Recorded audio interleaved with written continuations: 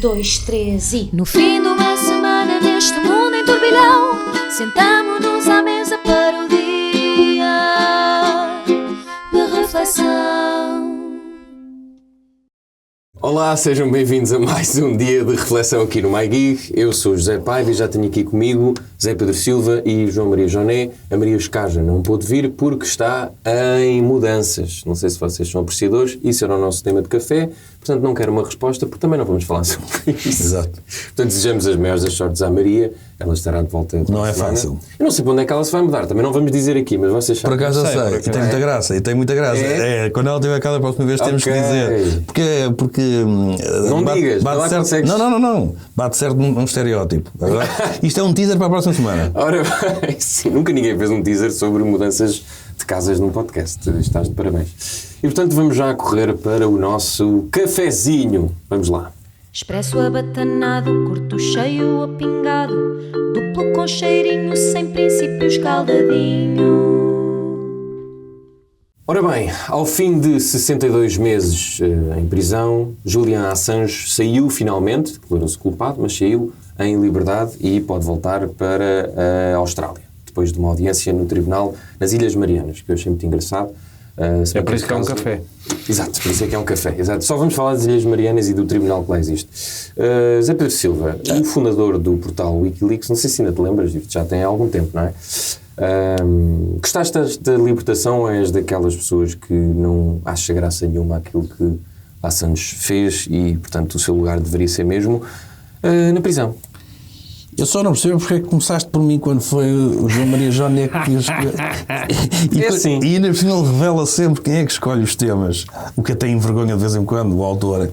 E neste caso não disseste nada e começas por mim. Eu estou sempre a mudar de estilo. Pronto. Sou um camaleão. És um estiloso. Eu vou-te dizer, mas eu digo-te, não penses que eu vou fugir.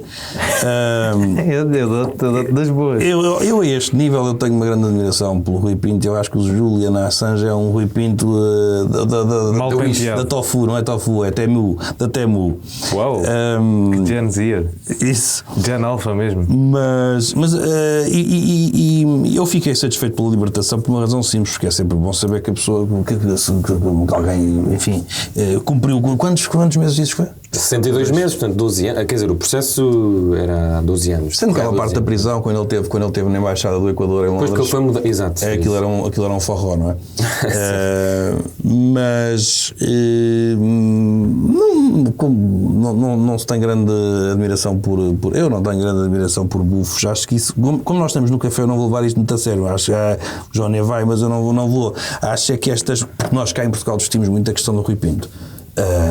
E sobretudo o que ofendeu na questão do Rui Pinto foi entrar em escritórios de advogados. Foi isso que o que se percebe, como é evidente, os advogados têm informação sensível sobre os seus clientes. E portanto o crime é agravado por essa circunstância, como é evidente. Entrar numa caixa de correio, olha, por exemplo, num clube de futebol, com certeza que não é mesmo, apesar do aspecto criminal que aí é comum a todos, há mais gravidade, não é? Nos crimes há sempre mais gravidade. Mas neste caso o caso era um bocadinho melhor, porque o que ele licou tinha a ver com questões militares dos Estados Unidos. Sim, não é bem um escritório de advogados. E seja o que for, claro, sim, está bem. Também é gravado, não é? Muito, sim, claro. Tudo põe em causa a segurança de uma nação. Isso e o cabelo do Rui Pinto não era um crime agravado? Isso era, eu sempre tive a ideia de que aquilo era para apanhar o Wi-Fi, porque ele tinha necessidade de ter a rede em permanência. Pronto, voltou ao boomer. Eu já não falei durante um bocadinho, mas voltou ao boomer. Não é um bom cabelo, de facto, temos que dizer, não tem mal. O Julian Assange também não tem um bom cabelo. É uma coisa um bocadinho destes ativistas informáticos. Ativistas informáticos em como bandidos. E o Snowden? O Snowden é normal. Tem um cabelo normal. Tem uns óculos de informático. Pronto, mas para concluir, portanto, em teoria não se gosta de bufos, há uns que interessam. Gostei muito daquela questão da questão do Panama Papers. Só tive depois pena que tenha ficado na mão de jornalistas, depois filtraram um bocado de informação, porque venderam-nos aquilo como vai haver grandes revelações da fuga ao fisco em Portugal, temos aqui coisas nunca antes vistas, um consórcio de jornalistas. Depois vamos a ver, foi só um senhor lá no norte, que coitadinho, que ninguém conhecia e que pelos vistos foi o único que tinha assim uma grande evasão fiscal. Portanto, Julian Assange, olha, celebramos a libertação dele, mas como foi o Joné que escolheu o tema, ele que diga mais qualquer coisa de interesse. Joné, Está expectante do que é que fará Julian Assange a partir daqui? Espero que lhe aconteça alguma coisa de mal. Que bata. Não gostas de pessoas que clicam cenas? Não, atenção, eu não sou... Tu não gostaste porque clicaram cenas dos Estados Unidos. Estás a ver? Eu não sou contra haver fugas de informação em ditaduras, por exemplo. Acho bom, senão nós não sabíamos as coisas, não é? A questão é que os Estados Unidos são uma democracia, aliás, como esta libertação mostra, porque se isto tivesse sido um russo a fazer isto à Rússia, em princípio... Pois o Assange já era a história, não é? Chegava ao tribunal sequer. Sim, não sei se havia tribunal das Ilhas Marianas, mas talvez houvesse assim uma ilha ao pé da Sibéria para que o gajo fosse parar, na melhor das hipóteses. Se não era uma janela assim mais... Claro. Mas pronto, eu acho sempre graça ao anti-americanismo primário na reação a estas coisas, porque estamos a falar de uma pessoa e por isso é que eu acho isto cómico mesmo, porque normalmente as pessoas de esquerda têm muito cuidado com qualquer tipo de acusação de violação ou de agressão doméstica, e é sempre pé atrás com esta pessoa porque não sei o quê. O Julian Assange tem uma suspeita de violação, mas como é anti-americano, não conta, não é? Normalmente as pessoas de esquerda defendem que as ditaduras mais sanguinárias do nosso planeta devem ser derrubadas através de meios revolucionários e através de ativismo. Quando é o anti-americano Julian Assange passar informação a Lukashenko sobre os seus opositores, não tem problema nenhum, porque ele é anti-americano, tal como o Lukashenko, também grande homem, como se sabe. Quando é para revelar segredos militares dos Estados Unidos, o Julian Assange é um combatente pela democracia e pela verdade. Quando é para não revelar segredos militares da Rússia e coisas horríveis que a Rússia fez na Síria, ninguém sabe porque é que as pessoas de esquerda não querem saber disso também. Mas tem muita graça, porque Julian Assange... Quando se invade um país soberano, também se for contra a NATO e contra os Estados Unidos, também é menos mal. Tem graça, porque o Julian Assange é daquelas coisas tipo camisa de t-shirt do Che Guevara, tipo, é muito fixe. O Julian Assange está livre, viva a democracia. Porque, pronto, se percebeu que os Estados Unidos não gostavam dele, portanto ele deve ser bom. Eu tenho com ele o mesmo problema que tenho com o Edward Snowden, que eu também acho um idiota. Que está na Rússia. Que está na Rússia, curiosamente, não é? Porque de facto não é um agente russo, vive só em Moscovo sob proteção do Kremlin, mas é um combatente pela democracia. E o que tem graça nestas pessoas é que nos Estados Unidos até há um sistema bastante robusto de denúncia a crimes de guerra que os Estados Unidos cometem, seja por meios formais, seja informais. Meios informais, há exemplos claros. Durante a Guerra do Vietnã havia reportagens sobre a Guerra do Vietnã que fragilizavam o esforço de guerra dos Estados Unidos em relação ao Vietnã, coisa que, novidade, não poderia acontecer na Rússia neste momento, não é? Durante a Guerra do Iraque a mesma coisa, vários jornais americanos denunciaram uma série de crimes de guerra que os Estados Unidos cometeram. Não me parece que seja uma coisa que possa acontecer no farol da democracia em que o Edward Snowden vive e em que o Julian Assange gostava de ajudar.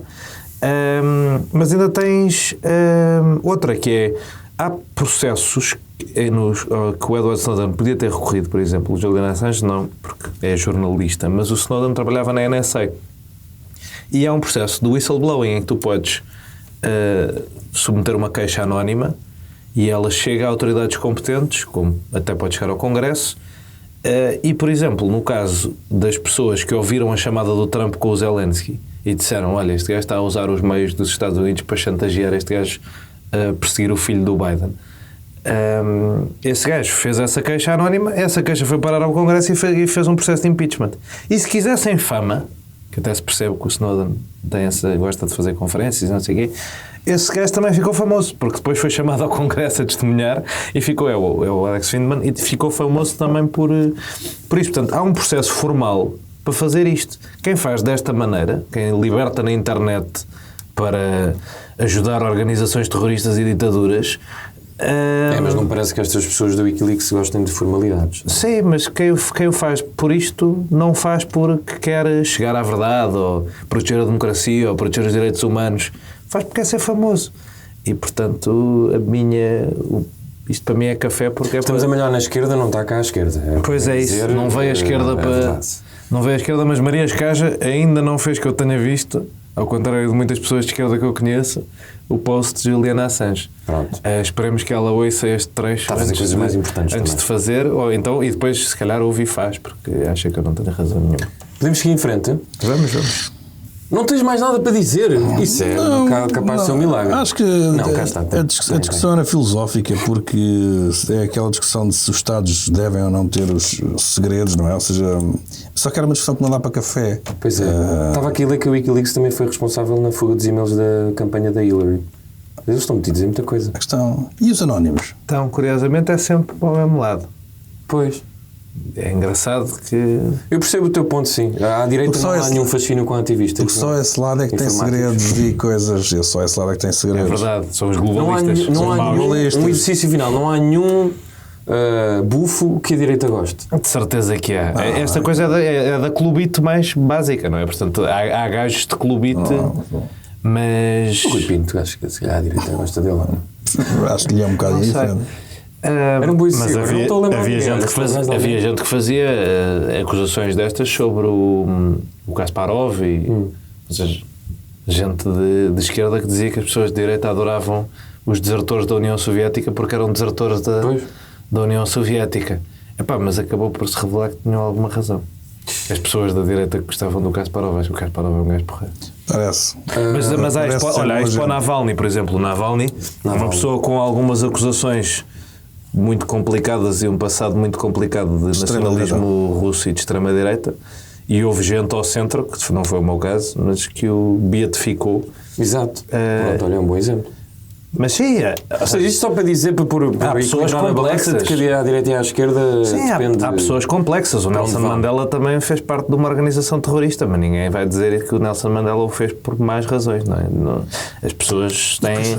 Sim, depois é os contextos. É sempre difícil analisar a história, porque o que é para nós, quando tu vês Navalny e quando se faz a avaliação, é completamente diferente. Não se pode estar à espera que Navalny fosse um político ou qualquer opositor, porque o contexto não é o mesmo de... Claro, combater uma ditadura é diferente de viver numa democracia. Eu acho que isso é que é importante lembrar às pessoas que... Mas eu acho que há muita gente à esquerda convencida, lá está, para além de que eu vejo, o Twitter é giro por isso, porque é mesmo bolha, as pessoas referem-se aos Estados Unidos como metrópole imperial e dizem essas coisas disparatadas, tipo neocoloniais sobre os Estados Unidos, como se aquilo fosse uma ditadura. Mas os Estados Unidos, só por serem uma democracia, não estão imunes a... É imperialismo, claro que não. Exato. Agora, estão imunes à acusação de que são uma ditadura, acho que sim. Certo, consigo perceber. É mais por aí. Pronto, olhem, está feito o programa, eu acho que também não podemos dizer, foi interessante, Sim, estava bom. foi internacional, Está foi curto. político. Não, não está feito, ainda vamos à nossa reflexão. Vamos refletir. António Costa já tem luz verde para liderar. Agora ele estava ali ao fundo e disse sim! Exato. Para liderar o Conselho Europeu. Zé Pedro Silva, muito rapidamente, porque ontem estava no jantar e estavam-me a explicar que o António Costa ainda não tem o lugar assegurado. Isto foi o que aconteceu na terça-feira, foi mais um passo rumo ao dia 27, não é? Onde finalmente acho que António Costa já pode fazer as malas e rumar ao Conselho Europeu. Mas queres-me explicar então porque é que António Costa ficou mais próximo? Estás de facto confiante que é desta que o nosso ex-primeiro-ministro garante o lugar? Repara, eu ainda no episódio anterior disse, e por isso tenho que manter, não é? Que eu acho que o caso de António Costa é complicado. É complicado, quer dizer, aparentemente as negociações estão a ir ao encontro das expectativas dele. Viram o vídeo do Orban? Ele À saída do jantar. É. À saída do jantar. Curti bem. Pois, e por isso lá está, as coisas que se dizem num jantar. Porque não é por acaso que aquilo é um jantar. Eu acho que já fiz este apelo informalmente, não me lembro se já fiz formalmente ou não, mas eu apelo a que se beba mais na política. Exato, Só e que se resolva mais coisas ao jantar, porque depois a pessoa no dia assim tem que manter, não é? Só fazer um tá contexto. bem, pode o ser. que ele diz naquele vídeo é que ficou tudo resolvido antes de terça-feira, foi isso? Porque eu vi só a descrição. Sim. Ok. A política está menos moderada e as pessoas dão-se pior desde que os políticos deixaram de beber durante o dia nos parlamentos. Sim, completamente. Eu acho que é bom lembrar isso. E é bom lembrar que tanto Joe Biden como Donald Trump são abstinentes. Se calhar por isso se dão mal. Mas o Trump tem aquela coisa de ser naturalmente bêbado, ou seja, ele não precisa de beber para parecer algo. É verdade. É uma pessoa bêbada sem beber álcool. Mas então, Acho que houve não é aqui investimento de drogas, não é? 6 negociadores que chegaram a acordo. Portanto, o António Costa já meteu no bolso 6. Sim, eu confesso que ontem, como a minha aposta não era essa, sendo que eu não apostei, ou seja, tinha cá para mim que havia ali uma outra dificuldade, e ontem quando vi a notícia, dá como certo, porque nós depois vemos muito estes casos como uma coisa patriótica, não é? Aliás, eu ontem até era para perguntar a que horas é que nos vamos todos para o Piadeiro ou para a estação despedir-nos do António Costa, que já está a fazer as malas, lá vai ele. Portanto, é sempre uma coisa, e os jornalistas têm muito aquele impulso, sabem qual é a coisa, já está feito, portanto toca o hino e vamos embora. Eu sempre me pareceu, mas se ele for, encantado da vida, mas sempre me pareceu que é um candidato que, justo ou injustamente, há uma dose de injustiça grande, sabemos, mas sempre complicado, e nos dias que correm para a Europa, já lá iremos aos debates em França e tudo isso, mas nos dias que correm, ter estas coisas a pairar, eu insisto, portanto, convém sempre fazer este disclaimer, justa ou injustamente, mas a vida é como é, as injustiças também têm que ser, enfim, avaliadas, são um fator. Acho complexo, mas a verdade é que se anda nestas negociações, está bem encaminhado. Macron lá se entreteu, como é que é? Lá distraiu-se com outros assuntos.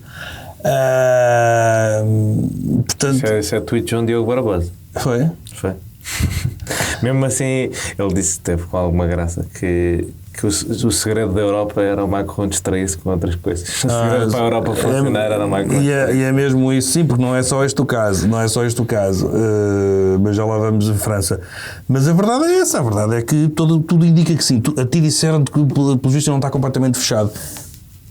Sim, ontem foi uma formalidade porque continua tudo meio. Ele ainda não está mesmo confirmado. Porque são negociações. Pois é isso. Claro, isso até seja, o lavar dos cestos os é títulos vindima. induziram um bocadinho em erro. A luz verde é o que está mais certo. E como nós falámos a semana passada, ao contrário dos outros 2 cargos, quer dizer, não.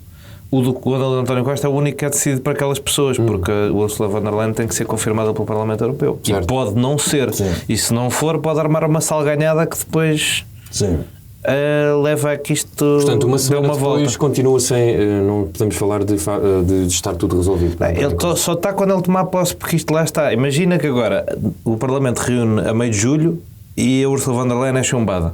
O que não é expectável, mas... pode acontecer. Ela da última vez passou por 7 votos ou 9 votos. Mas agora tem mais. Agora perdeu a coligação dela, perdeu 30 e tal lugares, porque a coligação, nem todas as pessoas da coligação votaram nela. Há pessoas que há partidos que mudaram de sentido de voto contra ela, como por exemplo os republicanos franceses. Deixa ver. Isto não é...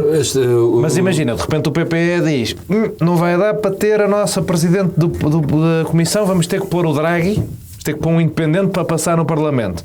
Como vamos ter que pôr o Draghi, se calhar afinal queremos a presença do Conselho, porque nós é que somos o partido mais votado. E a extrema-direita está a ficar mais ou menos apagada deste processo. Estavas a falar do vídeo do Orban? Ou está só à espera? Felizmente ou não, ou seja... Isto tem 2 coisas, que é, por um lado, não têm de facto direito a ficar com os lugares, por outro, eles estão a aceitar. Pois é isso, pode ser. E como estão a aceitar, quer dizer que alguém lhes fez algum tipo de cedência. Certo. Já saiu aquela notícia complexa há 2 semanas de que a von der Leyen tinha abafado um relatório sobre a liberdade de imprensa em Itália para não chatear a campanha das europeias da Meloni. O que no meu tempo dava para uma pessoa se demitir. Digo assim, não é? Agora é que já não há escândalos e já nada interessa, mas é daquelas coisas que se descobre. A Presidente da Comissão Europeia atrasou um relatório para influenciar o resultado das eleições italianas a favor de uma pessoa que a pode apoiar. Se calhar há um escândalo, não sei. Não quero também, já não, não quero também armar assim raia, mas se calhar era um escândalo. Mas pronto, eu percebo que no tempo em que o tipo de escândalos que há é líder do partido de Orban no Parlamento Europeu mais anti-gay do mundo, apanhado em suruba com 20 gajos, Se calhar isto acaba por ter menos sex appeal, lá está, mas... Menos sex appeal, exato. Mas de facto faz-me confusão que essas coisas aconteçam. Portanto, nós não podemos ficar descansados com o facto da extrema-direita aceitar o que está a A Europa tem muita extrema-direita neste momento, a extrema-direita é muito importante na tomada de decisões, tem muitos chefes de Estado nos grupos da extrema-direita, muitos mais do que zero, não é? E para além de ter dois que são para uma Europa diferente daquela que nós estamos habituados, dois chefes de Estado claramente assim, e chefes de Estado e de Governo, na Itália, do Governo no caso da Itália e na Eslováquia, tens o Orban também, e tens uma série de governos em que, apesar da extrema-direita não se sentar no lugar do Conselho Europeu do chefe de Estado e de Governo, senta-se em alguns lugares de ministros porque está no Governo. Isso é o caso da Finlândia, da Suécia, da Croácia, agora vai ser da Holanda também, pode vir a ser da Bélgica de alguma forma, pelo menos um partido do SER. Tudo isto puxa a União para a direita. Eu acho é que isso... Nós cá estamos a ligar pouco a isto. É que progressivamente e ao longo dos anos, nos anos 80 se calhar dirias, a União é completamente dominada pelos socialistas europeus, é uma coisa de centro-esquerda. Ok. Se calhar nos anos 2000 já era uma coisa de centro, mas ainda não parou de andar para a direita. A política ocidental ainda não parou de andar para a direita. Eu acho que indo muito para um lado... As pessoas não se chateiam muito por tem sido muito lento. Sim, mas indo muito para um lado acaba sempre por cair num abismo qualquer. Olha, eu vou só fazer aqui uma mudança radical na linha editorial, porque já que estamos em internacional, se calhar mantenham-nos. Não faz muito sentido andar a saltar, depois as pessoas ficam preocupadas. E depois acabas com as gêmeas. Sim, salve seja. Portanto, Zé Pedro Silva, estavas a falar aí de França, há por aqui muitos debates. Temos debate dos Estados Unidos, Biden e Trump. Tivemos ontem um debate com os candidatos franceses e vamos ter amanhã, se não me engano, um debate no Reino Unido, certo? Hoje quarta-feira. Hoje quarta-feira. Que é o dia que sai o dia de reflexão. Todas as quartas-feiras. Lá sai da quarta-feira, ele não percebeu. O debate dos Estados Unidos é hoje? Não, é Reino Unido.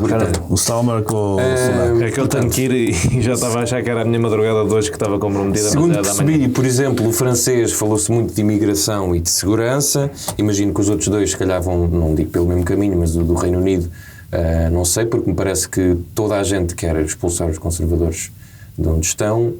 Queres destacar o quê? Que está viva a política internacional ou devemos ficar, de facto, muito preocupados com o que estes três países nos vão dar nas suas eleições? Está viva, está. Então, nos últimos anos, eu ontem estava a fazer esse exercício de ver só em 2024 quantas eleições é que tínhamos, das ordinárias e eventualmente das extraordinárias, como é o caso de França. Bem, a inglesa não é propriamente, as eleições do Reino Unido não são propriamente extraordinárias, só ele antecipou, só o Sunak antecipou a convocatória. Mas se juntarmos nos últimos anos, sim, há mudanças profundas, porque no ano passado tivemos as eleições alemãs, portanto, num espaço curto de tempo há aqui mudanças grandes, ou podem ocorrer mudanças grandes, o que é sempre interessante. Os temas da segurança e da imigração, que eu acho que os dois estão ligados, e com isto não quero dizer que a imigração é insegurança, mas vão ser sempre, estão a ser nas eleições do Reino Unido, estão a ser o debate em França, há décadas, não é? Foi debate nas europeias nacionais, nas nossas. É absolutamente incontornável, quer dizer, e é incontornável porque efetivamente existe um problema no sentido em que com os fluxos migratórios tremendos que estão a ocorrer neste momento por variedíssimas razões, os países nem sempre têm a capacidade, porque eu insisto neste ponto, não podemos dizer aquela ideia de que os imigrantes são criminosos está errada, mas há uma ligação que nós podemos fazer, que é países que recebem em pouco tempo muita gente e a economia ou o próprio Estado Social não tem capacidade de dar acolhimento. É natural que essas pessoas degenerem para a criminalidade, como degenerava qualquer pessoa que tivesse em circunstâncias de não ter dinheiro, não ter apoio.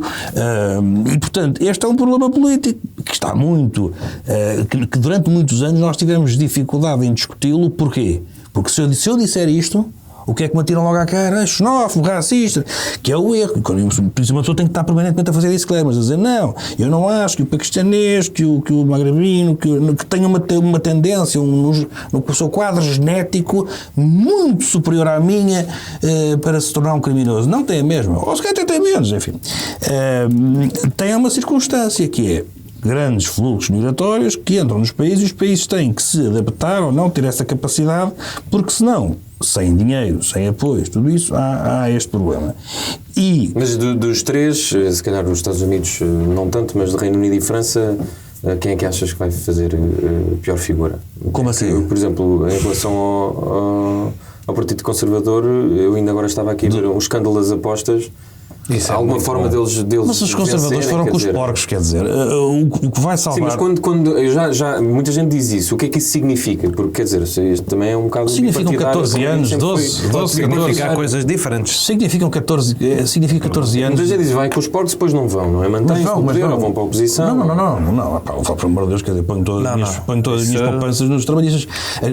Aqui a única diferença é a questão do Farage, que Nigel Farage, que tem agora aquele partido que é partido barra empresa, mas que se estampou completamente ao comprido com a questão da Rússia. Eu acho que ele vai... Se não fosse isso, ele ameaçava mesmo o Partido Conservador. Olha que eu tenho a preocupação de que essa posição em relação à Rússia possa não ser neste momento totalmente impopular na direita europeia e possa até...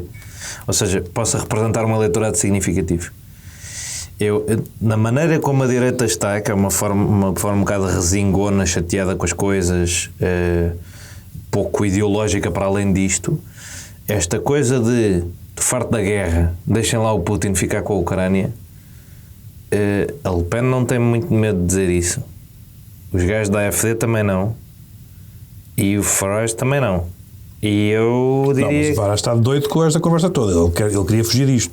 Porque, repara, estás a ir buscar declarações dele anteriores. Mas eu acho que isso tem eleitorado. Isso tem eleitorado. Tem sempre, claro. Mas digo que não é... Ou seja, é mais do que as pessoas achavam. Nós cá em Portugal somos muito pró-Ucrânia. Mas nós estamos a crescer como caraças. Nós estamos num bom momento económico. Há pouco desemprego. Podem se cansar noutros países europeus. A França e a Alemanha estão um bocado a Alemanha está um bocado estagnada, o Reino Unido também. É um bom bode expiatório a Ucrânia. E eu já vejo muito mais normalizada a coisa de chamar pedinte ao Zelensky e dizer mal da Ucrânia do que, lá está, mais perto da guerra. Eu não sei se isto não rende à direita neste momento. A mim não me parece. Olha o Trump também. Tu tens um certo... Nos Estados Unidos também. Sim, mas tu tens cansaço com a guerra e eu acho que tens, sobretudo, com o cansaço da guerra, tens uma coisa que aumenta um bocadinho aquela cobardia de uma pessoa ter medo de uma guerra mundial e então, como tem medo de uma guerra mundial e é um problema lá dos ucranianos, resolvam lá isso, deem lá então aquilo ao Putin e ficamos resolvidos. Mas isso é um medo. Sim, mas eu não estou muito bem a ver o Reino Unido. E por isso é que eu acho que a mensagem lá nunca pegou. Eu acho que Farage está um bocadinho nervoso com isso, porque estamos a ir buscar coisas de outros tempos, da sua relação muito próxima com Putin.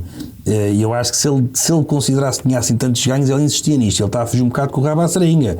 Agora já vem dizer que já vai contra o Putin e diz que o que quer dizer é que os ucranianos, se não chegam ali a um entendimento, os jovens ucranianos, já com o populismo todo, vão morrer todos, os jovens. Portanto, como quem diz, eu estou preocupado, mas ele é evidente que há uns anos tinha uma posição que era pró-Putin.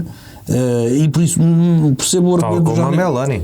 Sim, percebo o argumento do Johnny, mas acho que no caso daquele eleitorado, não é? Que sabe muito bem o que é que ele está contra estas ameaças na Europa, para não dizer que é dos que sabe mais. Não há essa cobardia que num ou no outro lado já se vai encontrando, como quem diz, vamos lá resolver esta merda, deem lá essa perna, tal coisa. Mas será que nós também o provocámos com a NATO, isso é chato, o homem não queria teoria Sousa Tavares, o homem não queria mísseis à porta. Mantendo no Reino Unido, estás a dizer que vai ser uma maioria expressiva, então estás a dar razão às sondagens, ou tens outro fator é o fator dos 14 anos? Não, eu só acho que há... É que dizem mesmo uma super maioria trabalhista. Sim, maior de sempre, acho que maior que a de Blair. Aqui a questão... O resultado mínimo que as sondagens dão, ou seja, o pior resultado para o Labour é igual à limpeza que o Tony Blair fez do John Major em 97. Pois. E o máximo Seria uma coisa absurda, seria chegar aos 500 lugares, que era mais 100, basicamente. E ficas contente com isso? E a diferença, sobretudo, vai ser. Mas depois também é preciso ver os liberais e os verdes. Ficas contente? Responde! E a revolução do UK, que é o partido lá no Farage. Tu gostas tanto do Reino Unido, quer saber se ficas contente com esta mudança de ciclo? Claro que sim, já disse aqui há pouco tempo que eu votava no Starmer sem menor das dúvidas. Repara uma coisa, para já é uma terceira via com a qual eu sempre simpatizei e que morreu com a guerra do Iraque. Com os erros da guerra do Iraque. Expulsou o Corbyn do Partido Trabalhista. Ótimo instinto. Sim, acho que também tem ali umas pontas soltas, não é? Sobretudo, enfim, há ali umas incoerências no seu currículo político, mas não tinha a menor das dúvidas. Mas é que nenhumas, porque como digo, não só o Partido Conservador precisa ter há uns dias, precisa de ir para férias, precisa de ir ali para a comporta, tem que ir todos pensar um bocado na vida, porque precisa mesmo fazer um reset, aquilo precisa fazer um reset, não vai lá agora com o outro, não, tem que fazer reset. Mas é possível que acabe. Ou seja, agora o Reform parou um bocadinho de crescer, mas dada a natureza do sistema eleitoral britânico, se o Reform passasse para a frente dos conservadores e ficasse marginalmente à frente na maioria dos sítios de direita, o Reform podia acabar com um grupo parlamentar muito reduzido, sim, de 50 ou 60, mas os conservadores com 1 ou 2. Isso não é provável, sim, mas não é impossível. É o que se está a chamar no comentário do Reino Unido neste momento a hipótese Canadá 93, que foi quando apareceu um partido à direita do partido de direita tradicional que havia, sim, que apesar de tudo não tinha nada a ver com estes conservadores que há no Reino Unido hoje em dia, porque eram muito centristas, até se chamavam um partido progressista conservador. E eles passaram de estar no governo para terem 2 deputados. E ficou o Reform, chamava-se Reform também no Canadá, ficou com um grupo grandalhão. E depois, mas aquilo não foi logo. Depois eles andaram 10 anos a perder eleições e depois uniram-se os dois e ficou o Partido Conservador do Canadá como existe atualmente. Mas não está fora de hipótese isso. O Partido Conservador, como nós o conhecemos, acabar. Mas também tem outra resiliência. Ou seja, podia acontecer isso umas eleições, mas depois tem outra resiliência porque o Farage é só ele. É como nós temos o Ventura, não é um populista. Mas o caso canadiano é interessante por isso, porque aquilo resistiu para ter 14 deputados, depois 10, mas nunca mais voltou a ser. Era um partido de 200 deputados e nunca mais voltou a ser. Porquê que achas que os britânicos vão castigar assim tanto o Partido Conservador? Eu estava aqui a ver a redução da inflação, a economia dizia ao Sunak, não estava mal, até as políticas mais duras de imigração agradavam uma parte do eleitorado, mas com esta maioria expressiva que pode vir aí dos trabalhistas, afinal nada resultou no mandato do Sunak. Eu acho que o Sunak, e é um problema que é do Sunak, que é da Liz Truss, são losers. Ninguém não há. Okay, certo. Aquilo tem mau aspecto, as pessoas não se sentem representadas por aquilo, não têm eficácia na mensagem, não têm capacidade mobilizadora, não têm nada. Eu acho que as pessoas já estão fartas dos conservadores desde o Boris Johnson, porque o mandato do Boris Johnson esgotou muitas pessoas em relação ao Partido Conservador. As pessoas deram-lhes ali uma nova oportunidade em 2019, tipo, este gajo vai conseguir fazer coisas, e foi uma sequência gigantesca de atrapalhadas. E depois o que seria normal era o Partido Conservador ter tentado ir a eleições, ou saído nessa altura, mas tinha sido um ano a seguir às eleições. Foi o ano da pandemia, portanto pareceram 30. Ou 2, isto foi em 2021, 22. Quando é que o Boris saiu? 2022. Mas sim, ele tem ali uma resistência. Sai em 2022. Ele tem ali uma resistência. Logo a seguir a ele é a Liz Truss, não é? Exato. Portanto, sim, ela tem essa escolha a seguir a ele é uma escolha de tentar renovar o partido, corre desastrosamente, como todos nos lembramos, ainda mete mais a coisa das atrapalhadas, depois o Sunak igual. Acho que o Partido Conservador tentou fazer um equilíbrio já há muitos anos entre a sua ala mais radical e a sua ala mais moderada, que acabou por se desfazer sobre si próprio. Havia pessoas moderadas dos subúrbios de Londres que votavam conservador porque queriam um centro-direita responsável a gerir bem as contas públicas e não sei o quê, e havia pessoas que votavam conservador porque odiavam imigrantes e queriam o Brexit à bruta e não sei o quê. E estes dois tipos de pessoas conviviam tranquilamente na mesma coligação, por várias razões. Quando foi contra o Corbyn era porque o Corbyn era horrível e ninguém queria o Corbyn. Antes foi porque achavam que havia ali um meio termo, que foi o que aconteceu com o Cameron e com a Theresa May, mas desde aí que isto é como se estivesse deslaçado.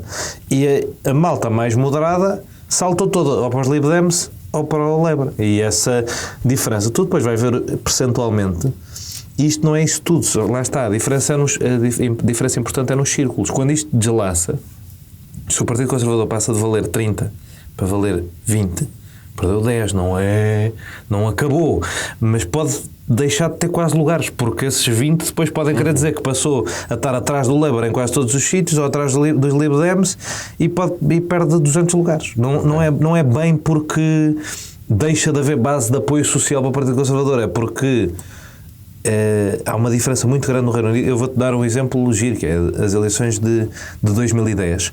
Os conservadores têm 36% e têm quase maioria absoluta, não têm maioria, mas têm quase maioria absoluta. O Labour tem 29% e tem menos 100 lugares. E os Lib Dems têm 23%, portanto, diferenças de 6,5, 7 entre eles. Os Lib Dems têm 23% e têm 56 lugares. Porque faz muita diferença quem está em primeiro. Certo. E a partir daí, isso é verdade para a Inglaterra, para a França e para os Estados Unidos. Portanto, é giro agruparmos estas eleições porque elas têm um bocadinho a mesma dinâmica de vencedor ganha tudo. De certeza que o Zé Pedro quer acrescentar mais coisas do Reino Unido, mas saltando para a França, tivemos o debate ontem das eleições legislativas. Achas que Macron já se começou a arrepender do que fez depois dos resultados das europeias? Olha, eu não vi o debate estupidamente porque vi os jogos do grupo C do Euro e aquilo foi um horror. Esse era o Dinamarca, Inglaterra? Sim. Tudo empatado, não? Tudo empatado a 0, foi horrível. Seca. Aliás, a Eslovénia e a Dinamarca empataram em todos os critérios de desempate, menos no último, que é cartões. Não, nos cartões também empataram. Só não empataram no critério de desempate, que é quem é que ficou à frente na qualificação. Ok.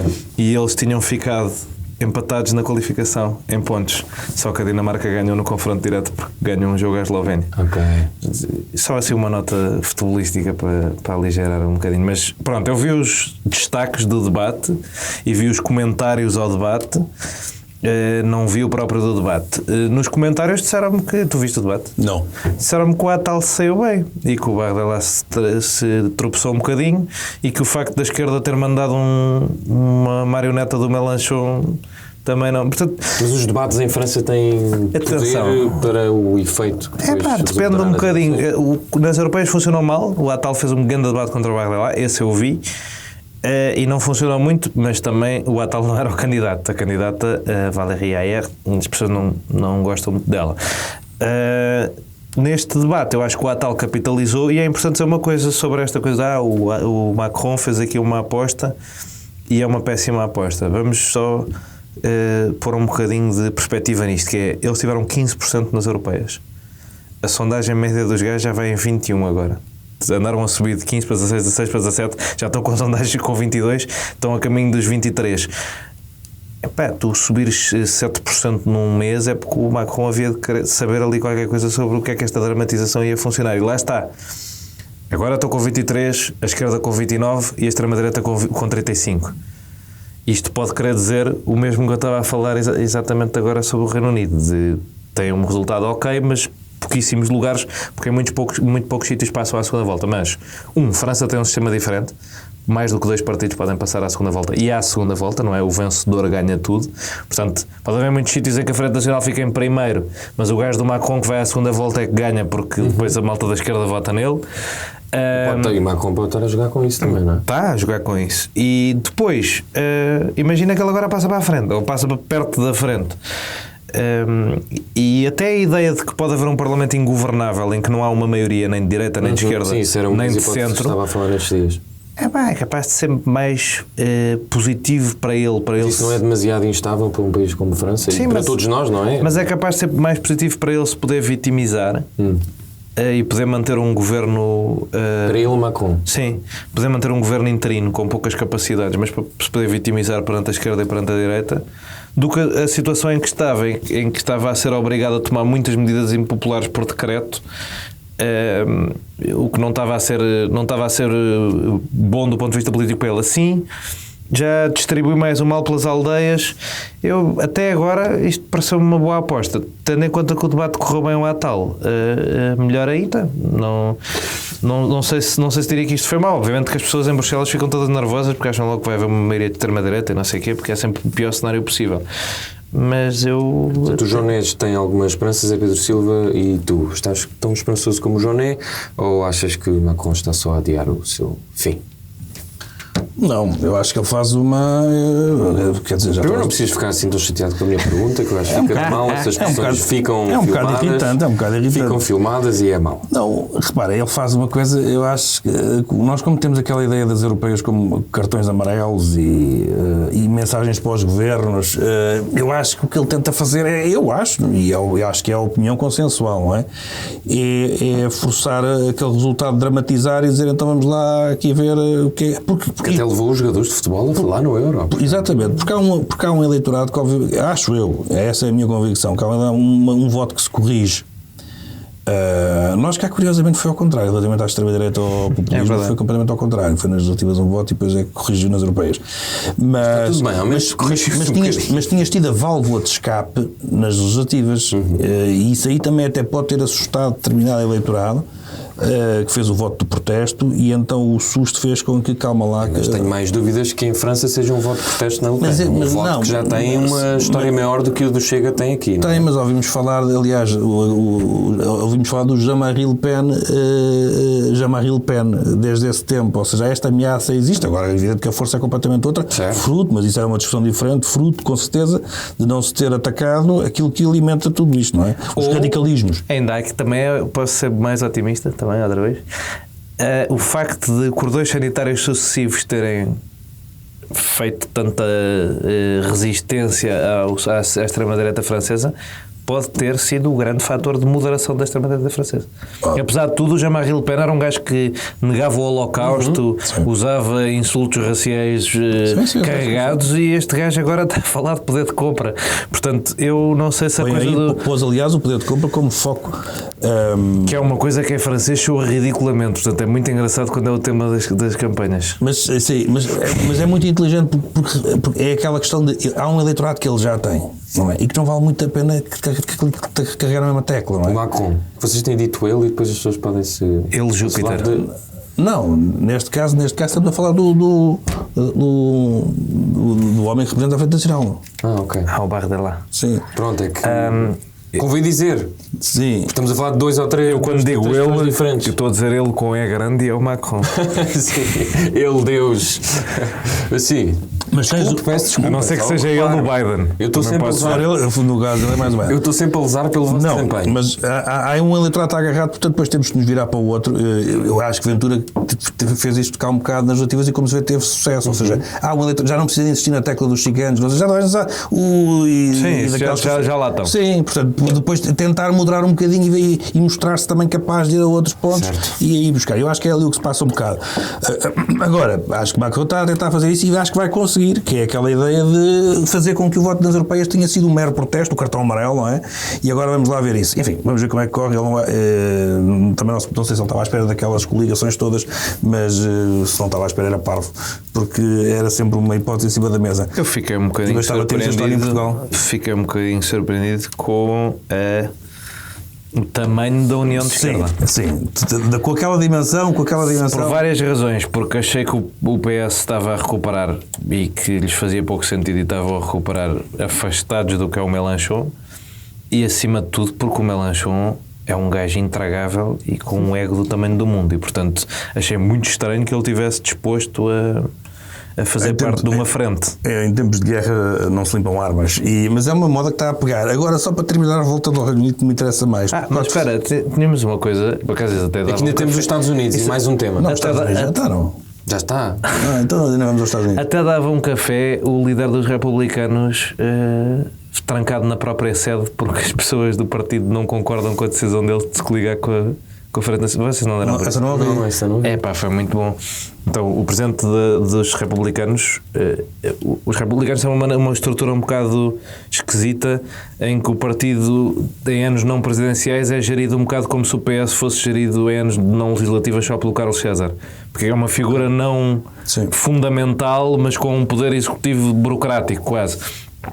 E então eles têm um presidente que é um bocado radical. E ele disse que, em resposta à Frente Popular, que estaria interessado em unir os republicanos com a Frente Nacional. Só que todos os barões, que são quem realmente manda nos republicanos, vieram logo dizer que eram contra. Os senadores, os governadores de províncias, os presidentes de Câmara, vieram todos dizer que eram contra. E então ele trancou-se dentro da sede e andou a ver tipo negociações como se fosse de reféns entre os barões à porta, entrevistas com os barões tipo a bater à porta, uma que foi buscar, que a secretária-geral foi buscar a chave suplente que tinha, veio lá. Isso deve haver fotografias. Há fotografias, há reportagens, vale muito a pena em ver a história. E neste momento o que está a passar é que há republicanos alinhados com a direção do partido, coligados com o Le Pen, e os republicanos revoltosos sozinhos. E há as duas forças a concorrer às eleições, o que tem alguma graça. Zé Pedro Silva, querias falar do Reino Unido e passo também a bola para o debate do Trump-Biden, que só vai estar ligado um microfone de cada vez e não há aplausos nem apupos, porque não há público. Muito rapidamente, só porque fizeste uma pergunta que eu também gostava de responder. Ora, essa, pelo amor de Deus. No Reino Unido, porque eu acho que a gota d'água foi na crise. Acho que há uma comparação muito engraçada que se pode fazer, que é Reino Unido e Portugal andam exatamente com os mesmos problemas há anos. A política anda muito idêntica. Nós tivemos o cansaço total do governo conservador com o Boris Johnson, com muitos casos e casinhos, como também tivemos cá casos e casinhos. Tem exatamente o mesmo problema de habitação, tem exatamente o mesmo problema de... A discussão, aliás, lá é essa, é habitação e Serviço Nacional de Saúde. As comparações são tremendas. Eu acho que a gota d'água foi completamente a Liz Truss quando faz aquela golpada liberal em que corre tudo, é um desastre completo. Corre tudo mesmo mal. A partir desse momento, Sunak já é um gestor liquidatário de uma coisa que não... corre tudo mal, sim. Sendo que o Sunak, depois gestor liquidatário, gosta também de liquidar um bocadinho. Gosta, está a acordar agora para algumas coisas do que acho que a política, mas para a agricultura acho que estão a começar a olhar para ele outra vez com outros olhos, mas o que tu estás a dizer é acordou tarde, não é? Agora é que vens falar nisto. Sim. Mas acho que a parte das políticas agrícolas é o que pode vir a dar algum ganho de causa relativamente aos trabalhistas. Mas acho que a machadada não é festas em Downing Street, coisa que eu acho que pouco interessa. Acho que foi muito aproveitado por tais bolhas. Custou popularidade. Custou popularidade, mas não acho que seja, se pensarmos um bocadinho... Percebe-se, porque é a marca do Partido Conservador, teoricamente. Os conservadores são os chatos, são os sérios, são os que tomam lá para gerirem aqui a coisa. Sim, mas não teve o peso. Eu acho que neste momento, com a crise da inflação, com a crise na habitação, com a crise do Serviço Nacional de Saúde, aquela política foi um completo desastre e é o que vai custar aos conservadores anos muito amargos. Vamos ver agora com que dimensão. Estados Unidos, quem é que parte à frente? Ignorando um bocadinho as sondagens, vai, com certeza que o João vai falar sobre Estados isso. Unidos é melhor falar. Repara, os Estados Unidos, eu só acho... Imagino que não tens curiosidade nenhuma de ver este debate. Eu continuo a ter, tenho. Para mim, os Estados Unidos são só neste momento uma história que me irrita e que eu não consigo perceber como é que aquele país continua com aquela coisa. Não dá para ignorá-la. Está entre a espada e a parede. É o que ocorre em facada. É uma coisa absolutamente. O Joe Biden, o João Marijone gosta do Biden, eu já sei que ele gosta. Mas eu nem sequer aqui. Nós podemos avaliá-los individualmente. Não tem que ser em confronto com o outro. É porque senão nós temos uma bitola. Não é? Quer dizer, eu não posso avaliar. Se todos são bons ao pé daquele. Mas não é esse o caso. Insistir-se em Joe Biden, que não está nem pouco mais ou menos nas suas capacidades. Vamos ver isso amanhã. Não, mas repara uma coisa. Isso não é verdade. É verdade, desculpe. É esta coisa. O Joe Biden tem um superpoder espetacular hoje em dia. Que é não saber para que lado está virado. Em vídeos de 20 segundos é senil. Em entrevistas de 1 hora está espetacular. É uma coisa espetacular que o gajo tem. O gajo só é senil em intervalos de 20 segundos. Nessas entrevistas está espetacular. Já viste a entrevista dele ao Howard Stern? Achaste que ele estava senil? Não, mas fez uma entrevista de 1 hora. Vê qualquer entrevista dele de 1 hora. Mas agora também há esta teoria da conspiração, que ele toma drogas. Mas toma drogas e vai tomar para o debate também. Aliás, eu vi uma piada. Depende da droga. Vi uma piada muito gira que era o Trump convencesse tanto que o Biden toma drogas para ir para o debate. Também vai tomar. Que tomava e morria no debate. Porque esta coisa que o Biden é senil não joga com a administração Biden, com o facto Mas a administração é diferente. com as conferências de imprensa que ele dá, com as entrevistas que ele dá, com as coisas Com as que ele conferências de imprensa já dá. não joga. Já teve algumas paragens. Já faz Mas a questão não é essa. A questão é só o facto de estarmos. Porque eu não estou a dizer, quer dizer, e acho que essas coisas nem se devem fazer, estar aqui a passar diagnósticos. Não sei se está senil, se não está senil. Eu já disse isto também noutras circunstâncias para outros candidatos. É só uma metáfora da coisa. Acho que é ridículo um país daqueles, no momento. Porque. Querer reeleger o seu melhor presidente. O investimento é 70, não sei se não é desde sempre. Acho que é um bocado ridículo. Mas, e volto a insistir, não é só o caso dos Estados Unidos. A política está muito envelhecida e há países agora que estão. Olha, agora estamos a falar do caso francês, é um dos melhores exemplos, mas a Europa está bem servida a esse nível. Há uma idade média que não é compatível com certas decisões. Só o facto de nós estarmos aqui, o João está a dizer assim, mas tu viste a entrevista ao Arthur, só o facto de estarmos a ter esta discussão, vai lá ver a entrevista, olha, aquilo numa hora não se espalha. Já se percebe. Não, é que há uma campanha de propaganda na qual tu estás a cair, como toda a gente neste planeta, de que o homem está senil. E é uma coisa que só bate em vídeos de 1 minuto a 20 segundos. Pá, se só ouvires o gajo a falar, não joga. Mas em 20 ou 30 segundos, uma pessoa não saber para que lado é que está virada, já é uma coisa importante de analisarmos não te acontece. Para quem tem a mala às 3 da manhã, às vezes, mas em geral. Mas repara uma coisa, mas eu também não sou exemplo. Eu não estou. Eu declaro aqui. Não te acontece quando estás à frente dos jornalistas a sair do avião presidencial. Eu declaro aqui publicamente que não seria. Não tenho estofo. Houve um gajo que fez uma coisa gira sobre o Trump, e momentos do Trump ou do Obama, tipo, normal, há momentos protocolares em que um gajo. Essa coisa dos em 20 segundos eu posso fazer qualquer pessoa parecer um deficiente mental. E tens George Bush que quando vai a sair não sabe que porta é que é. Isso não está em questão. Está em questão que Joe Biden é uma pessoa que, no meu caso, estamos a falar de mandatos de 5 anos e não me parece. 4 anos. Estamos a falar do. Tu falas de Trump. Eu não digo. É a tal história, comparando com este é bom. Mas isto não é uma boa coisa. Mas nem vale a pena. Ou seja, isso nem vale a pena. Eu acho que nós somos pessoas sérias aqui. Obviamente que o Biden tem que ganhar e toda a gente quer que ele ganhe porque o Trump é um erro crasso. Mas pronto, eu acho que não. Ou seja, eu acho que não deve haver. Eu percebo o que estás a dizer. De facto, uma pessoa de 80 anos, 81 anos, não é uma pessoa de 55 anos ou de 60 anos. Evidentemente, não deve haver de este gajo já não está tão fresco e este gajo tem mais experiência de Washington do que qualquer gajo e conseguiu fazer mais com 100 maiorias ou com mini maiorias do que gajos que fizeram com mega maiorias, tem jeito para fazer aquilo. E este gajo representa um tipo de partido democrata branco, classe média, trabalhadora, que consegue resistir a uma certa ilusão que o Trump provoca e que mais nenhum democrata consegue, porque ele é um democrata de outro tempo. Ou seja, entre as vantagens e desvantagens dele ser um velho de 81 anos, eu acho que há mais vantagens que desvantagens. Vou perguntar-te uma coisa, não te esqueças, podes entrar no debate, como já tem entrado. Tu achas que o Biden então vai começar a enterrar o Trump de vez? Eu acho que a partir daqui deste debate? Eu acho que os debates vão ser essenciais, porque os debates vão ser onde as pessoas vão quebrar com esta lógica de que o Biden não está bem. Nos Estados Unidos, eu fiz essa pergunta, também estamos a falar de várias coisas, nos Estados Unidos os debates têm importância?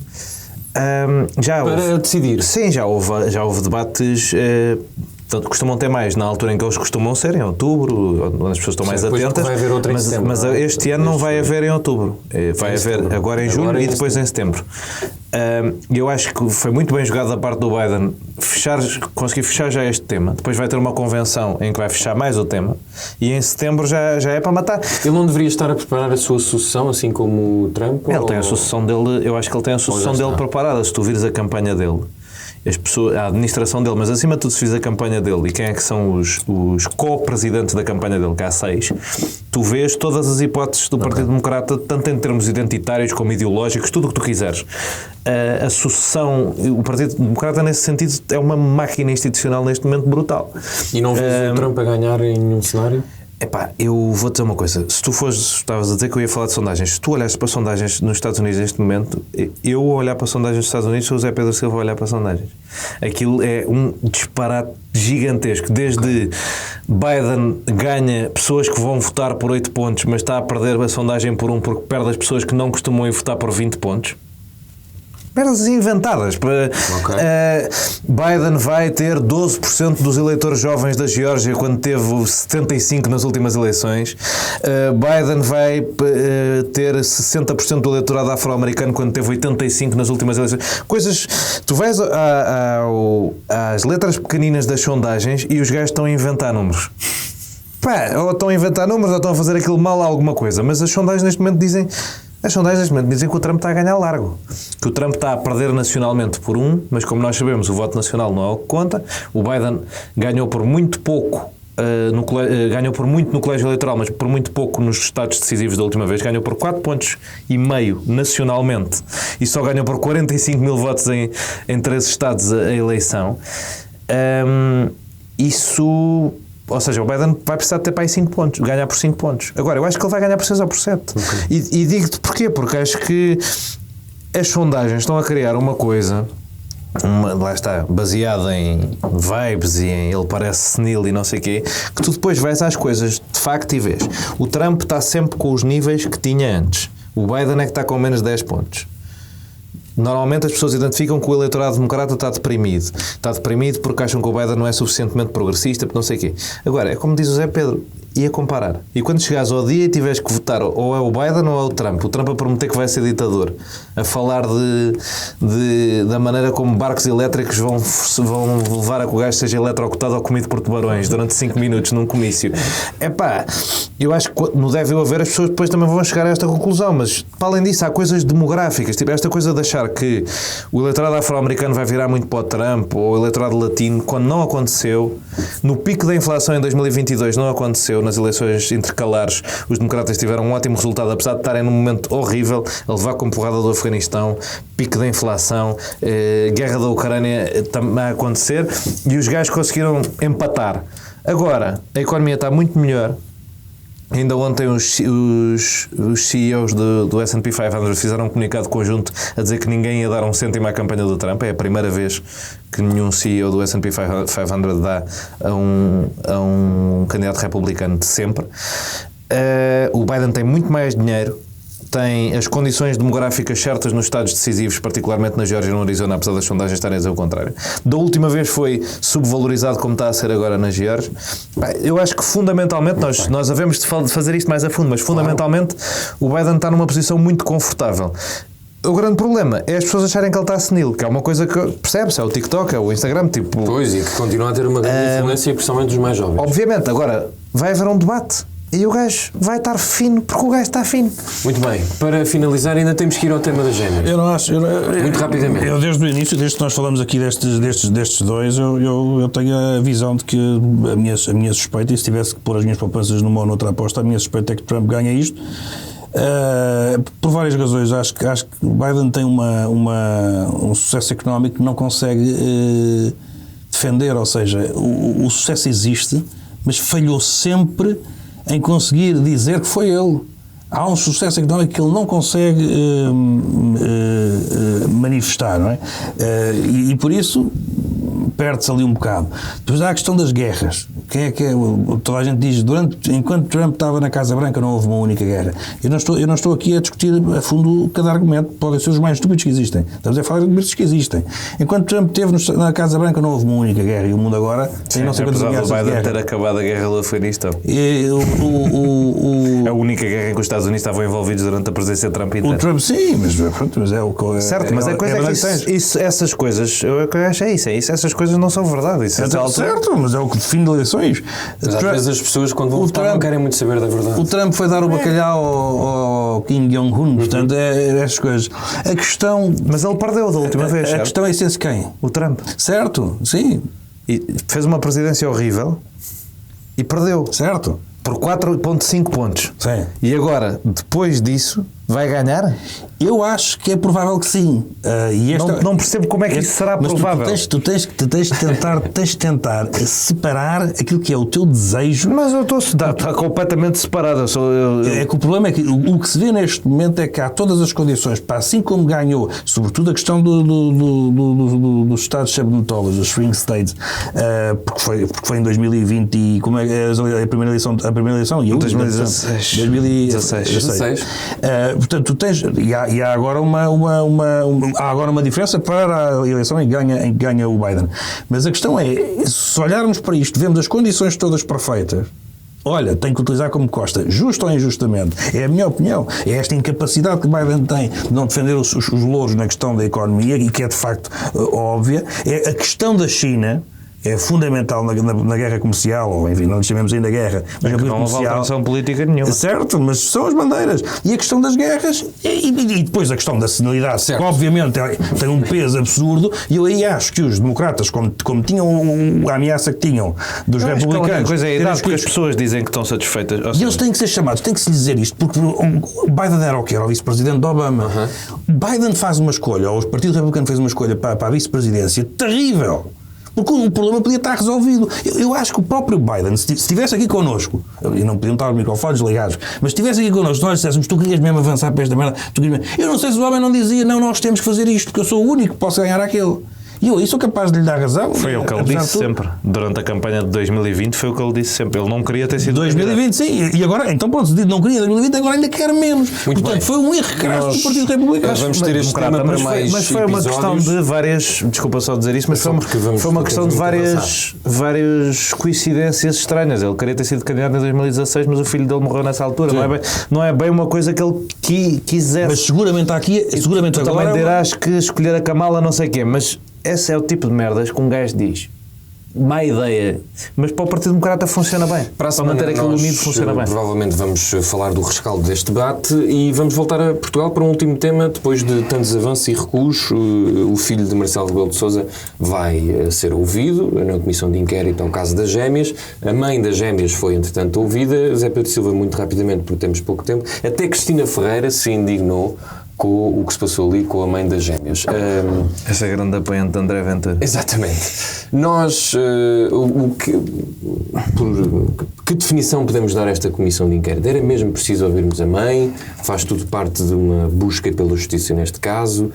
Eu sei bem que não és grande apreciador de comissões de inquérito, ou pelo menos das últimas comissões de inquérito. Eu não vou comentar a Cristina Ferreira, porque eu só achei graça, o tema vai até a Cristina. Mas eu sou da escola Manuel Luís Gosto e, portanto... E só dizer que o filho do Presidente da República vai remeter-se ao silêncio, como fez Lacerda Salles. Ou seja, não portanto, diz que vem, mas é em silêncio. E acho que é por videochamada. Mas já que tu me pediste muito rapidamente, como aliás pedes sempre, tu começas todas as perguntas com muito rapidamente. É para ver se algum dia vocês vão respeitar muito rapidamente. Mas tens onde estarem? Tenho. Então deixa de estar a gosto que a gente vai. Vamos lá ver. Claro, vamos ficar aqui 3 horas. Eu acho um disparate completo a Comissão Parlamentar de Inquérito, como acho muitas comissões parlamentares de inquérito, mesmo de um ponto de vista jurídico, sendo que eu admito que isso seja uma questão de interpretação, mas como é uma questão de interpretação, cada um pode ter a que quiser, e eu tenho então a minha. O Parlamento está neste momento em muitas ocasiões a fazer-se tribunal. A tribunal inquiritório, chamamos-lhe assim, inventemos isto. Inquiritório, não é inquisição, é inquirição. Mas o espírito é o mesmo. Não tem respeito. O espírito dos senhores do Chega é parecido com o porque me parece que as pessoas, ou seja, a praça pública estava do lado da mãe. Não, mas eu quero lá saber do que lado é que está a praça pública, por uma razão. Porque esse é que é o problema. Porque aquilo não tinha que estar. Repara, o que é que muito rapidamente. Para mim, o que é que um Parlamento tem que fazer quando faz uma comissão de inquérito? Eu tive aqui um problema, uma suspeita, até pode ser a mera suspeita de uma cunha. Portanto, os políticos, que são o legislador, o que têm que fazer é ouvir pessoas para legislar de modo a que se evite isto no futuro. E não os protagonistas. Pronto, portanto, o Estado tem que estar... podem ser os protagonistas, mas não é no sentido do crime que acabaram de cometer. Porque para isso há um Estado de Direito, há códigos, a legislação tem que ser cumprida. E a palhaçada de ver um líder político que de manhã estava a discutir o IRS numa ponte não sei onde, e as políticas imigratórias, depois à tarde está a dizer à senhora, desculpa, então e o seu e-mail mandou para... Isto é tão aberrante, é tão absurdo, é tão patético que dá dó. E enquanto não se chegar lá, não sei, vocês são todos uns palhaços, mas com todas as letras. Não pode haver paninhos quentes. Vocês estão a fazer figuras de palhaços. E mesmo aqueles que dizem, eu não gostava nada de estar a fazer isto, mas não sei o que, então não faças. Levanta-te e vai-te embora.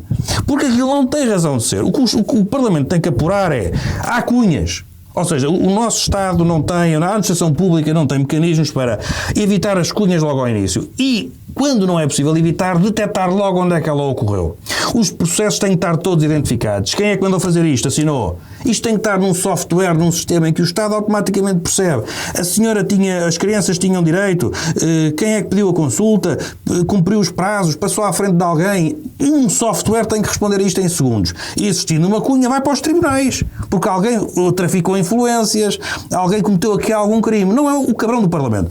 E, portanto, aqueles gajos estão ali todos a fazer aquelas figuras de otários, porque a única coisa que eles tinham que perceber é como é que nós resolvemos isto, o tal sistema. Então, olha, senhor, agora estar a interrogar, mais uma vez, sem ter que respeitar um código penal, mas isto cabe na cabeça de alguém.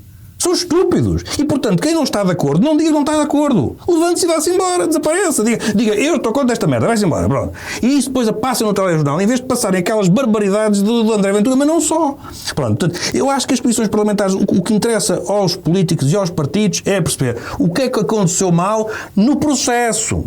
Não vou agora desvendar o e-mail da senhora, nem do filho. Interessa-me saber como é que... Portanto, interessa mais ouvir o hospital, para perceber tudo o que se passou. Ele disse mesmo o mail da senhora para toda a gente. No fundo, estás a concordar com o líder do PCP que diz que estas comissões de inquérito são uma inutilidade e que só vai servir para chafurdar. Eu não vou concordar com o líder do PCP porque ele é... Porque também está lá metido. Não, é porque só não gosta das que não lhe interessam, porque eu já disse isto várias vezes sobre comissões parlamentares de inquérito que se tornaram tribunais. E, portanto, e mais uma vez, do ponto de vista da interpretação que eu faço da criação das comissões parlamentares de inquérito, o objetivo é apurar o que se passa num ponto de vista político, para que no futuro se crie legislação, porque é isso que eles estão lá a fazer, não é peças para os telejornais, mas não há nada que os políticos mais façam no Parlamento que são peças para os telejornais. É as merdas das frases dos soundbites. E quando não é para o telejornal, é para o TikTok do partido, não é? Ainda por cima agora, como elegemos 50 palhaços, é só o que eles sabem fazer mesmo. Pronto, estão a fazer vídeos o dia todo, só como as crianças na escola. As crianças na escola estão a fazer para o TikTok, os nossos deputados estão a fazer para o TikTok, para o telejornal. E não pode ser. O interesse de apurar certos factos é criar legislação. E eles só estão interessados num caso em concreto. Propor banir telemóveis no Parlamento e nas escolas. E câmaras de Correndo o risco de levar um banano, imagino que só poderás concordar com o Zé Pedro, porque se discordares com esta fúria toda com as comissões... Não, mas eu concordo com o Zé Pedro. Eu acho que as comissões de inquérito, esta comissão de inquérito não faz sentido nenhum. Eu perceberia... mais ou menos, como diz o Zé Pedro, se fossem as causas de base e quisessem criar um sistema para evitar que existissem cunhas no Serviço Nacional de Saúde, ou até no funcionamento do Estado em geral, que fosse uma coisa tipo, olha, bora lá descobrir porque é que cunhas funcionam assim e evitar que isto aconteça no futuro. Ideia estrutural do problema. Mas obviamente que isto não é isso, não é? Senão não a chamavam a mãe, lá está, porque a mãe não fez nada. Ou não cometeu nenhum crime, não interessa para o caso, o que interessa é o processo da cunha, não é? Porquê é que eles chamam a mãe? Porque a mãe tem um sotaque brasileiro e é uma imigrante que veio para cá para tratar as filhas. Eles chamam a mãe para fazer notícias e para fazer vídeos, vilanizar uma pessoa estrangeira, porque é esse o discurso deles. É que odeiam estrangeiros, que os estrangeiros vêm para cá fazer turismo de saúde e que são uns malandros e uns bandidos e que se aproveitam de nós. E aquilo funcionou. Eu tenho imensa pena que a Comissão de Inquérito tenha funcionado bem para o Chega, mas eu acho que funciona neste aspecto, porque apelaram aos sentimentos primários de racismo e desconfiança das pessoas. Ainda por cima, somos um país com preconceitos em relação a mulheres brasileiras em particular, até há muitas mulheres brasileiras que falam disso. E aquilo é mesmo nojento e abjeto, e eu concordo com o Zé Pedro. Como é que os outros partidos se sujeitam àquilo? O papel que o PSD faz naquela comissão, particularmente o deputado António Rodrigues faz naquela comissão, uma vergonha. Uma pessoa que esteve no SIS, o que tinha que ter era essa postura. Epá, isto não é conversa para aqui. Vamos, mas é trabalhar. Os políticos cederam à maneira de fazer política do Chega. Os políticos precisavam de começar a defender um bocadinho disso. Chega e aprovaram todos a comissão, que eu saiba. Aprovaram todos a comissão. Mas podia haver sem eles aprovarem. Era protestativa, está bem, mas aprovaram. Pronto. Há um significado político. Mas eu acho, sim, mas é isso. Os políticos têm que começar um bocadinho. Os políticos estão sempre com medo de se defender porque acham que se defenderem as pessoas sentem que se estão a defender enquanto clique e não sei o quê, e que é os poderosos a defenderem-se contra os mais fracos. Epá, mas se tu nunca te defendes, a essa altura vais ser comido na mesma, não é? Portanto, eu acho que fazia aqui um bocadinho de falta responsabilidade política aos grandes partidos e a todos os partidos que não são o Chega para se defenderem destas coisas e para dizerem, olha, desculpa, isto é inaceitável, isto que você está a fazer aqui é inarrável, eu vou-me embora. Você está aqui, os portugueses pagam-lhe, e bem, a si e aos seus 49 deputados, para você estar aqui a produzir legislação e a resolver os problemas deles. E você quer passar todo o santo dia em merdas de comissões de inquérito a fazer vídeos para o TikTok, lá está. Vocês não querem trabalhar, em vez de virarem o bico ao prego e defenderem-se e dizer vocês não querem trabalhar, não querem fazer nada, vêm para aqui dar show. E na cima nós sabemos que comissões de inquérito são uma coisa que dá uma trabalheira. Suga aos deputados, estavas a falar da pessoa estar a legislar e depois ir para aí. Aquilo suga aos deputados e as equipas dos deputados e já não são fantásticas para começar em termos até de meios. E para quê? E depois fica com aquela imagem porque ele, neste caso do Chega, mas eu insisto, não, para mim não é um problema único do Chega, mas que vão fazer tudo para apurar a verdade. Mas é uma verdade de merda porque é de um caso em concreto e isso faz em tribunal e ainda por cima existe um processo. Claro, existe porque um processo. Porque há casos em que não. Exato. Há casos uma figura ridícula de ir lá ao Lacerda Salles a dizer eu sou arguido no processo que está a decorrer sobre isto, onde isto devia estar a ser tratado, e portanto não posso falar. E o Parlamento devia ter interesse. Eu dou-vos um exemplo. Um exemplo que soube recentemente por questões particulares do amigo. Há uma única máquina, penso eu, que é esta de ressonância magnética no Santa Maria. E há uma fila tremenda de pessoas com risco de vida. Ou seja, há pessoas, assim como nos cuidados intensivos e tudo isso, os hospitais, os médicos, tudo isso têm que fazer escolhas, porque há meios limitados para uma procura muito grande. E há uma fila. E toda a gente sabe, porque sabe desde há anos, que também há cunhas neste aspecto. Ou seja, há quem passa à frente. E quem diz para máquinas de ressonâncias magnéticas, diz para N coisas no Serviço Nacional de Saúde. Portanto, se o Parlamento tivesse este interesse, eu percebia tudo isto. O Parlamento está interessado porque ouviu falar de um caso em que há uma cunha, que alguém, neste caso até tanto quando se sabe pela especificidade da doença e do medicamento, não passou à frente de ninguém. Mas é a questão do princípio da cunha, do benefício. Claro. O Parlamento, se tiver interesse em saber, então vamos lá. Ou seja, esta Comissão de Inquérito tinha mais interesse em ouvir outros profissionais de saúde, outros diretores de serviço, outros médicos, do que a mãe. Porque a história da mãe, nós já até sabemos, do ponto de vista criminal, será um tribunal a apurar. Portanto, quando se diz, mas esse André Ventura está à procura da verdade. Qual verdade? Está à procura de merdas de vídeos. Não está se ele quisesse a verdade, era perceber o que é que se está a passar no Estado ao nível destes favorecimentos e destas coisas e como é que nós resolvemos isso. E isso não é o fim daquela senhora. Porque da senhora nós já sabemos tudo. Estamos totalmente de acordo. Muito bem, olha, parabéns aos dois. Tiveram muito bom desempenho, só que entretanto temos que ir embora e mandar as pessoas a um sítio. Vai, mas é para... Ora bem, para terminarmos mais um episódio, vamos mandar as pessoas a um sítio. E eu hoje vou mandar as pessoas ao FEST, ao Festival Novos Realizadores, Novo Cinema, que começou segunda-feira e vai até à próxima segunda-feira. Eu vou lá estar no próximo fim de semana, 2 diazinhos, decorre em Espinho, 268 filmes, é muita coisa.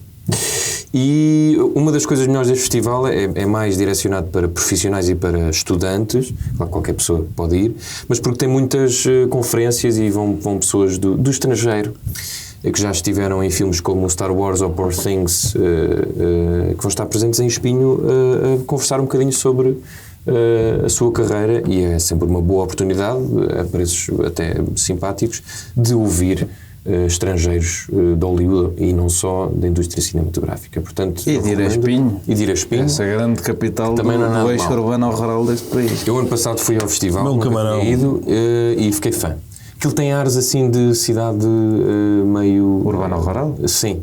Não, ia dizer mais ou menos esquecida, mas que se mantém. É eu gosto disso, sim. Pronto. Vamos ficar em silêncio, é isso? Também pode mandar as pessoas ao casino. Posso mandar as pessoas... e no casino também há cinema. Portanto, a pessoa pode ir apostar umas fichas e depois ver o O filme. Primeiro-Ministro está super contente com esta parte. É? Pois.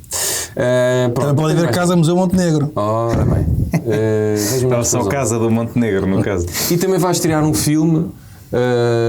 podem ir ver, que é uma coisa que vocês podem fazer. Deixas? Sim, que chama-se O Lugar Silencioso, dia 1, penso eu, que é uma sequela do Lugar Silencioso, do Quiet Place, que é sobre, no fundo, uma ameaça de aliens.